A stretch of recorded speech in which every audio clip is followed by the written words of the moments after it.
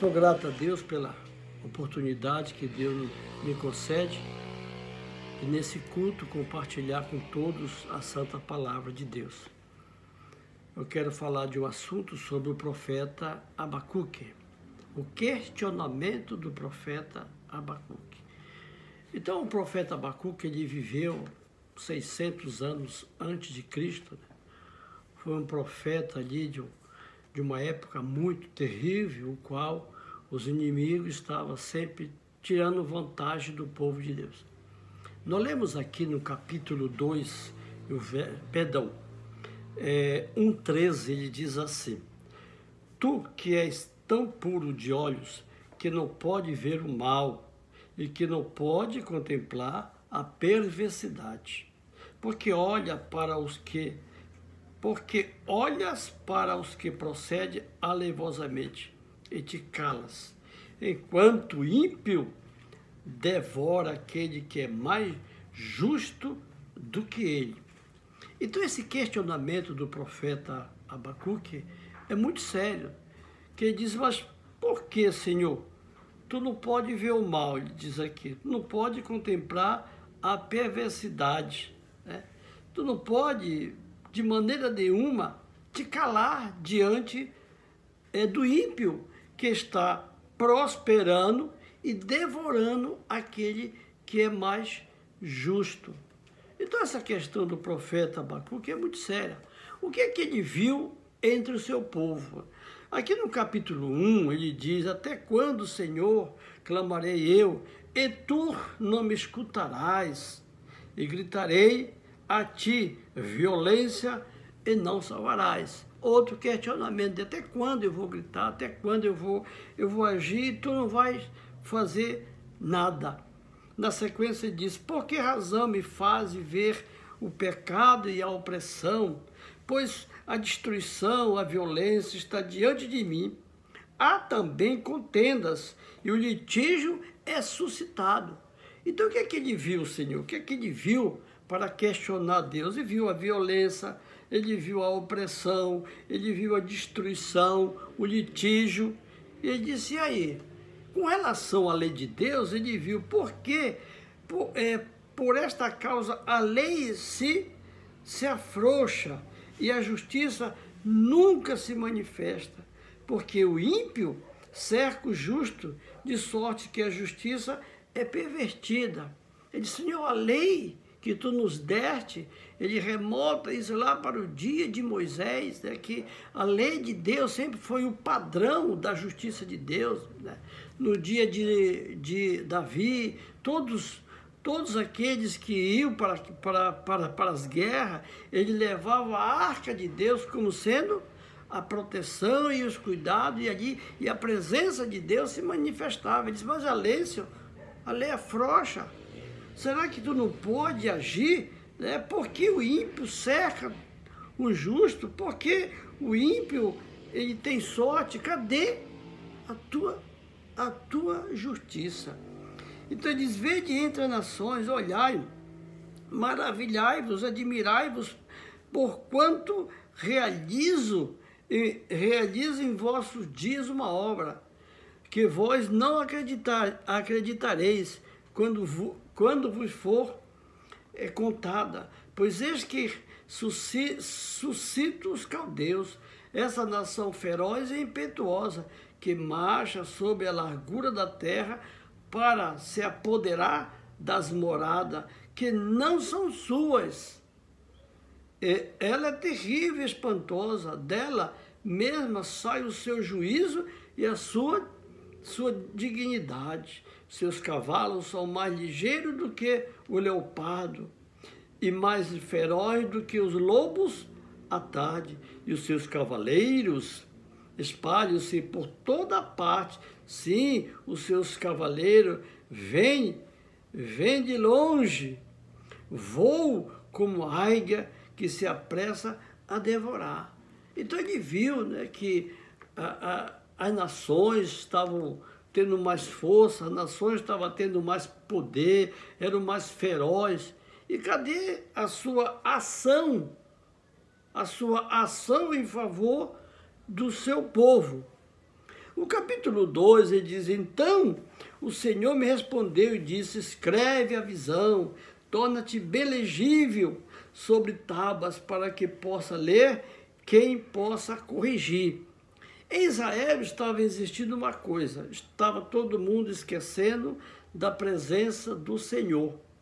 E aí Deus falou para ele: agora você pega uma tábua bem grande, escreve a visão, escreve tudo que eu vou dizer, em letras bem graúdas, bem grandes, para qualquer um que passa correndo possa ver. O que é que ele ia escrever? Vamos ler aqui o versículo 3 do capítulo 2. Pois a visão ainda é para o tempo determinado e se apressa para o fim. Ainda que se demore, espera, porque certamente virá e não tardará. Eis a soberba e a sua alma não é reta, mas o justo viverá da fé. O que Deus está falando para Abacuque? Que você espera, que em tempo determinado, né, tempo do fim, esse tempo exato, eu vou agir e não, esse tempo não vai tardar, porque o meu justo viverá da fé. Então Deus dá um consolo para Abacuque: olha, Abacuque, tenha paciência, né? Eu vou agir segundo a minha determinação, segundo a minha vontade. Mas uma coisa eu te falo: o justo viverá da fé. Esse texto é muito aplicável a inúmeras profecias para os nossos dias. Em Hebreus 10, 38, fala que o justo viverá da fé. Romanos 1, 17, o justo viverá da fé. Em Gálatas 3, 11, o justo viverá da fé. Vê que é a mesma repetição, né? Muda só o cenário, muda só o tempo, mas a fé é a mesma. A confiança tem que ser a mesma. O justo vai viver da fé.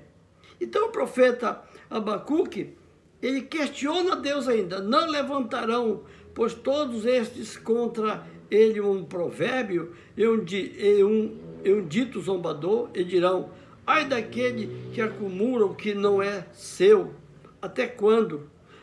E daquele que se carrega a si mesmo os penhores, até quando? Aqueles que oprimem o povo, aqueles que massacram o povo. Vai haver um provérbio entre nós, né? Vai haver um provérbio, vai haver zombaria. Então ele questiona ele diretamente com Deus, por que nós estamos nessa situação. Mas na frente aqui, Deus dá uma resposta para Abacuque. Abacuque escreve: mas o Senhor está no seu santo templo, cale-se diante dele toda a terra. Então esse é o consolo, né, que o profeta recebeu de Deus. Olha, cale-se diante de Deus, ele diz. Cale-se todos, né? O Senhor está no seu santo templo. Então o que é que ele quis dizer com esse pensamento? Que tudo está sob a coordenação, sob a ordem de Deus, sob o mando de Deus. Tudo tem seu tempo determinado. Deus usou os caldeus para punir Judá, né? Muitas vezes eles prosperavam de tal maneira, eles guerreavam, e ele diz: e nós, Senhor, que nós temos tanta promessa tua, como ele disse aqui no capítulo 1, verso 13, né? Que tu és puro de olhos, que não pode ver o mal, né? Não pode contemplar a perversidade, Senhor. E como é que o ímpio está devorando o justo? Não. Deus tinha um plano, né? E essa mensagem que ele recebeu do Senhor, que era para ele conformar com a situação, mas o Senhor ia agir em conformidade o tempo da sua hora designada. Por isso que ele disse: o justo viverá da fé. Naquela época, a confiança do profeta, né, a sua fé devia ser estabelecida somente em Deus. A justiça vinha de Deus. E aqui, no capítulo 2, verso 3, diz: Eu ouvi, Senhor, a tua fama e temir. Aviva, ó Senhor, a tua obra no meio dos anos. Faz com que ela seja conhecida no meio dos anos. E na ira, lembra-te da misericórdia. Senhor, aviva o teu nome, aviva a tua obra, estabelece a tua obra sobre a terra. Então ele está clamando ao Senhor, pedindo que Deus haja, que Deus tenha misericórdia. No livro de Romanos, o apóstolo São Paulo, ele mais ou menos ele dá esse parecer no capítulo 9, ele diz, igualzinho o profeta Abacuque, 9:28, porque o Senhor executará a sua palavra sobre a terra, consumando e abreviando. Então, tudo está no controle de Deus, mesmo quando, né, as coisas não vão de acordo com o nosso ver, de acordo com o nosso olhar, mas Deus está no comando de todas as coisas. E assim o profeta Abacuque, ele se anima, mesmo diante de uma situação de perplexidade, de uma situação, né, difícil que ele estava passando, ele não perdeu a sua confiança em Deus. Quando ele falou, o justo viverá da fé, Deus ali ouviu a sua oração, estabeleceu no seu coração a sua ligação e a sua confiança em Deus. Por isso que ele conclui a sua palavra, no capítulo 3, verso 17, diz, ainda que a figueira não floresça, nem haja fruto nas vides, ainda que falhe o produto da oliveira, e os campos não produzam mantimento, ainda que o rebanho seja exterminado na malhada, e nos currais não haja gado. Todavia, eu me alegrarei no Senhor, exultarei no Deus da minha salvação. O Senhor Deus é minha força, Ele fará os meus pés como das corças e me fará andar sobre os meus lugares altos.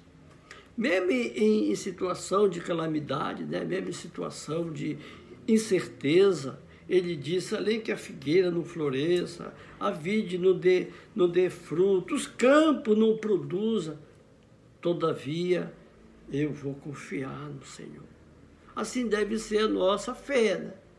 Não vemos nada, só enxergamos injustiça, só enxergamos perversidade, incerteza ao nosso redor e no mundo de um modo geral, mas ele disse, todavia, o Senhor, diz aqui, né? O Senhor fará meus pés como da corça. A corça é aquele animal, irmão, quando vê o leão, vê um bicho que vai devorar, ele pula 2, 3, 4 metros na frente, ele salta para não ser comido pelo leão ou pelo animal. Assim, Abacuque diz, todavia me alegrarei no Senhor, né? Exultarei no Senhor. Então essa deve ser a nossa confiança, a nossa fé, deve ser o nosso viver. Vemos aí como é que está a situação do mundo, né? A pena inspirada, quero ler aqui a meditação de 77, na página 147. Quão frequentemente ouvimos de terremotos, furacões, destruição pelo fogo e inundações, com grandes perdas de vidas e propriedade. Aparentemente, essas calamidades são caprichosos desencadeamento da força da natureza desorganizada e desgovernada, inteiramente fora do controle do homem, mas em todas elas pode-se ler o propósito de Deus. Elas estão entre os instrumentos pelos quais Ele busca despertar os homens e mulheres para que sintam o perigo. Então nós vimos aí, né, guerras, inundações, crises políticas. Ah, mas isso é do mundo mesmo, isso aí acontece, isso aí... Não, nada disso não, né? Diz aqui que Deus permite acontecer tudo isso aqui para que homens e mulheres façam o quê? Desperte para o perigo da sua alma. Que o mais importante de tudo que tem na face dessa terra é a nossa salvação. A prestarmos atenção, atentarmos diligentemente para a nossa salvação. Página 147, quero ler agora a página 150. A história das nações que, uma após outra, têm ocupado seus destinados tempos e lugares, testemunhando inconscientemente da verdade da qual elas próprias desconhecem o sentido. Fará de nós, a cada nação, a cada indivíduo de hoje, tem Deus designado um lugar no seu grande plano. Homens e nações estão sendo hoje medidos pelo prumo que se acha nas mãos daquele que não pode cometer erro. Então as nações, né, vem vindo até chegarmos nas formações das nossas nações, todo mundo de modo geral, e aqui ela diz que a história das nações, o ocupamento de cada nação ela ocupa um lugar determinado por Deus, né? Desde os tempos de Roma, de Babilônia, Medo-Persa, o Egito, e assim todas elas têm sido definhadas, né? Porque Deus está no controle. Tudo isso porque Deus quer nos levar aonde? A salvação eterna. Então, irmãos, o profeta Isaías, um texto bem conhecido, quero deixar para os irmãos, ele diz assim, o profeta Isaías, no capítulo 55, porque assim diz 55, verso 8 e 9, vou ler, porque os meus pensamentos não são os vossos pensamentos, nem os vossos caminhos, os meus caminhos, diz o Senhor. Às vezes nós pensamos, mas está demorando, né? Está difícil, né? O trabalho do santuário celestial não termina, mas é o nosso pensamento. Mas o pensamento de Deus a nosso respeito é bem melhor. Diz assim, porque assim como a chuva e a neve desce dos céus para lá, não torna, mas rega a terra e faz produzir e brotar, para que dê semente ao semeador o pão que come. Assim será a palavra que sair da minha boca. Ela não voltará para mim vazia, antes fará o que me apraz e prosperar naquilo para quem veio. O que é que disse o Senhor para o profeta Abacuque? O justo vive da fé. Cale-se diante do Senhor. Então a palavra de Deus, ela é como uma semente, né? Ela vai produzir o seu fruto na hora certa, né? na determinada nação certa, na mão das pessoas certas. O profeta Jeremias também nos fala, aquele texto bem precioso, porque eu bem sei os planos que estou projetando de vós, diz o Senhor, plano de paz e não de mal, para vos dar um futuro e uma esperança melhor. Esse pensamento aqui é muito similar com o que foi dito para o profeta lá, para o profeta Abacuque, que ele tivesse paciência, que Deus, né, que nem que acontecesse o que acontecesse com a natureza, mas Deus estaria com ele e ele estaria com o Senhor. Assim, irmãos, a palavra de Deus nos diz que nós estamos no mundo, né? Somos sujeitos a todas as coisas, somos sujeitos a perder os bens materiais, somos sujeitos a perder a saúde, somos sujeitos a perder até a fé. Até a fé somos sujeitos, porque nós estamos no mundo de pecado, onde o diabo campeia e quer levar todo mundo a desconfiar do Senhor. No Salmo 73, Davi disse, quase meus pés escorregou. O ímpio está prosperando, subindo, mas lá no fim ele diz, mas quando eu vi o santuário celestial, vi a situação do ímpio aí, eu temi pela minha situação, estou numa condição melhor. Então Jesus me prometeu em São João, ele disse a si mesmo, né? Se o mundo vos odeia, sabei que primeiro que vós odiou a mim. Se vós fosse do mundo, o mundo amaria do que porque era seu, mas porque não são do mundo. Antes eu vos escolhi do mundo, porque isto é que o mundo vos odeia. Por isso é que o mundo vos odeia. Então nós estamos no mundo, estamos sujeitos a todas as coisas, mas temos o quê? O que é que Jesus falou? Nos escolheu do mundo, da pedreira, do pecado, né? Da imundícia do pecado, para uma vida de santificação, uma vida que nós possamos confiar nele, aumentar a nossa fé nele. No capítulo 17, ele diz ainda: não rogo que os tire do mundo, mas que os guarde do maligno. Aí está uma oração sensacional, semelhante àquela que Cristo deu para Abacuque, ele dá também a mim e aos irmãos. Essa oração que Jesus fez para os apóstolos, para os seus discípulos, atinge a nós. Nós estamos no mundo, estamos sujeitos, né, a duvidar de Deus, a perder a nossa confiança em Deus, mas nós já estamos guardados pela sua graça, pelo seu poder, porque quando ele disse, não rogue os tire do mundo, mas que os guarde de quem? Do maligno. É o diabo que provoca toda crise, todo infortúnio diante do Filho de Deus, para que ele possa duvidar do Senhor e questionar o Senhor, assim como o profeta Abacuque questionou. Mas qual deve ser a nossa fé, né? Aquela que está em Hebreus 10, 38. O que há de vir, virá e não tardará, mas o meu justo viverá da fé. Que fé, irmão? Aquela fé que foi entregue ao santo, aquela fé que teve o Senhor Jesus. Portanto, que Deus nos abençoe nessa graça, que Deus nos abençoe, nos dê o seu perdão, o seu amor, misericórdia, e que possamos ter a confiança que teve o profeta Abacuque, em meio ao infortúnio, ao meio em toda coisa ruim que ele viu, que ele não via, mas ele se alegrou e confiou no Senhor. Deus nos abençoe para isso, em nome de nosso Senhor e Salvador Jesus Cristo. Amém.